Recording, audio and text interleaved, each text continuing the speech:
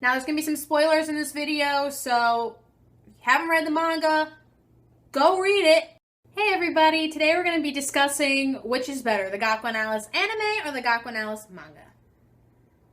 So in my humble opinion, I believe the Gakuen Alice manga is better. Gakuen Alice is hands down one of my favorite mangas to this day. The anime was kind of a letdown to me, I'm not gonna lie. Just hear me out, alright? One thing I do like about the anime is that it gave the manga more attention. I first watched the anime. I didn't know the manga even existed until later in life where I started reading manga and I was like, whoa, this is 180 chapters and the anime is only like 26. My biggest thing about the anime is how much they left out. And I know, don't comment below, but they only made one season. I know.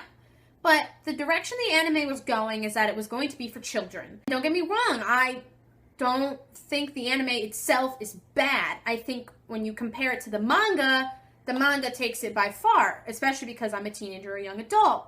If you're a 8, 10-year-old kid, you probably would like the anime more. I'm not saying the anime is bad. I'm saying that it isn't my cup of tea. If you want your characters to have more depth and you want to get attached more, you're going to want to read the manga, because watching the anime, it's kind of, they just graze over everything. Like, they introduce everyone, everybody's there, and that's it.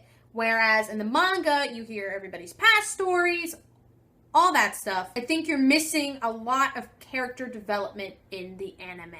One of my problems with the anime, though, is that they didn't develop the elementary school principal character. The elementary school principal is literally one of my favorite antagonists I've probably ever seen in my life. The elementary school principal is fucking scary. And he's scary in a real life way. Like, he's not OP or anything like that. But he is a dude with a warped mind who wants to kidnap Mikan, and I believe her mom's name is Yuki. I can't remember off the top of my head. I know, I'm really bad. I didn't research this before I did it. He wants to kidnap these two girls in 20 years different time, which, again, read the manga. You see that this guy is warped, and he uses people. He has the dangerous ability class, which he's literally sending these kids out to do these dangerous missions and almost get killed. Like, Natsumi is literally dying from the inside because he's used his Alice so much, and the guy doesn't give a shit. This guy is scary compared to Rio, who's just singing like, yeah, here I am, I think it's Project Z. In the manga, he ends up teaming up with the school to beat the elementary school principal.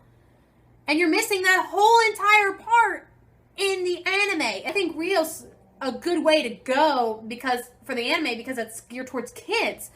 But leaving out the elementary school principal really pissed me off because he is one of my favorite characters because he's so fucked up. And being my age, yeah, I wanted a real antagonist. Rio sings some songs, kidnaps a guy, but, you know, they get him back and then he ends up being good. The elementary school principal, I wanted to see him have more development. I think he's shown like twice in his like chair one point, and maybe that dance scene's in it. I think the elementary school principal is so scary, they wouldn't have developed his character at all. Another problem that I had with the anime is that they didn't include any of the past stories of the characters. Maybe they would have touched on it if they had another season, but I don't think they would be as heart-wrenching as they are in the manga, because again, it is geared towards children. In the anime, these characters are lovable, sure, but once you hear all their backstories, including Narumi Sensei, holy shit, his backstory, like, I almost cried during that. These backstories make you love these characters. Leaving out those backstories is really sad because it makes a lot of people fall in love with those characters. And I don't think they would have ever added it in the anime because the anime is geared towards children. Overall, Gakuen Alice is a good anime. It has good voice actors. It sticks to the chapters fairly well. What I didn't like about it is that it didn't expand through. I wish there were more seasons. I would have liked to see what they had done with it. If I were you, I would read the manga first and then go watch the anime. Actually, scratch that. Watch the anime first because it gives you a little introduction to the characters. And it's good for people who haven't read the manga yet. And then read the manga and then you can learn more about them. I think the anime is great for an introduction, but I think for a full, like, meaty story, you're gonna want to go definitely to the manga. Hey, thanks for watching me ramble about Gakuen Alice manga versus anime. I hope you enjoyed it. I'm going to try to put out videos every week. If you have any anime or manga you want me to review, want me to compare the manga versus the anime, you want to just stop by, say hello, any top 10 lists, favorites, whatever you want me to do, leave it down below, and who knows? I mean, right now I don't have that many subscribers, so I'll probably do it. But, see you guys soon. Bye. Yeah, I know I'm not looking into the camera the whole time because I'm literally filming this leaned up against my window on my iPhone with a window as the lighting. So I'm doing my best here. All right, everybody, so don't judge me.